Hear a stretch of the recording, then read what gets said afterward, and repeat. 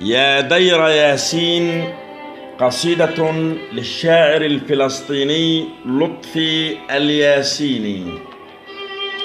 يا دير ياسين يا جرحا غدا فينا، رغم المعاناة ما زلنا براكينا. 60 عاما مضى والشوق يحملني لقريتي الأم، أشتاق الطواحين.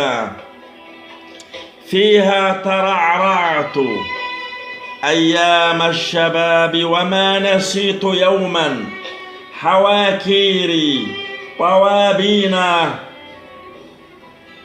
أشتاق للخبز للأعراس أذكرها، تلك النواميس رغما عن تجافينا.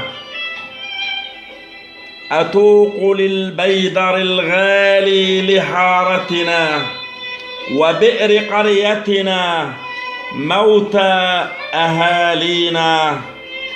أتوق للدار والأسوار تمنعني، وحارس الدار عند الباب ناسينا.